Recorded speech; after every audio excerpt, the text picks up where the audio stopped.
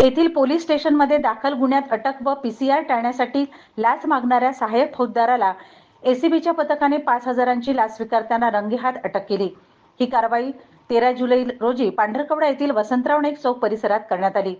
प्रकाश बाबूराव भगत राहणार जगदंबा लेआउट, संकट मोचन रोड, पांढरकवडा असे लाचखोर सहाय्यक फौजदाराचे नाव आहे।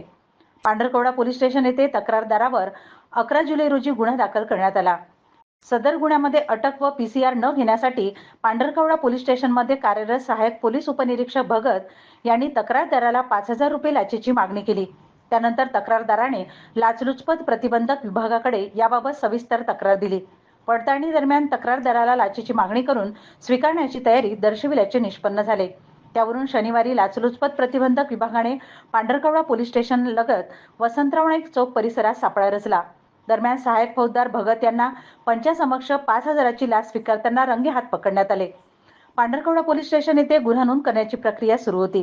ही कारवाई लाचलुचपत प्रतिबंधक विभाग अमरावती परिक्षेत्राचे पोलीस अधीक्षक मारुती जगताप, अपर पोलीस अधीक्षक अनिल पवार, पोलीस उपविभाग मिलिंद कुमार बहाकर यांच्या मार्गदर्शनाखाली पोलीस उप अधीक्षक मंगेश मोहोळ, अंमलदार शैलेश कडू, आशिष जांभुळे, राजेश मेटकर, अब्दुल वसीम, सूरज मेश्राम, प्रदीप बारबुदे यांनी केली।